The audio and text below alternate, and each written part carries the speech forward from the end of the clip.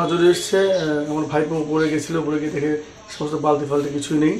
তখন এসে বললো যে দেখো তো কেউ এসেছিলো কিনা, সিসিটিভি দেখা যায় কিনা।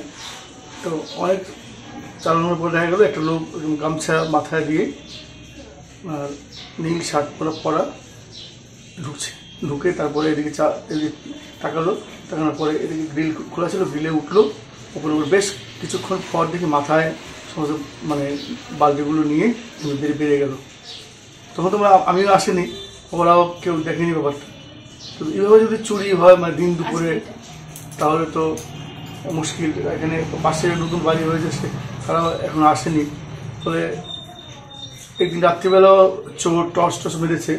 হ্যাঁ, এটা আমরা অত খেয়াল করিনি, কিন্তু এই শহরের ভেতর জলের লাইন।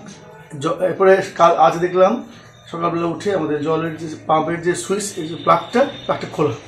প্লাগটা আমরা খোলা তো প্রশ্ন ওঠে না, কেউ এসে প্লাগটা খুলে দিয়েছে, হয়তো পাম্প নেওয়ার চেষ্টা করছিল। এইভাবে চলতে থাকে তো পুলিশ প্রশাসনকে আমরা জানাবো, কারণ চোর বৃদ্ধি পাচ্ছে। আগে তো এত চুরি হতো না, এখন এই জিনিসটা কেন হচ্ছে এই শহরের মুখে।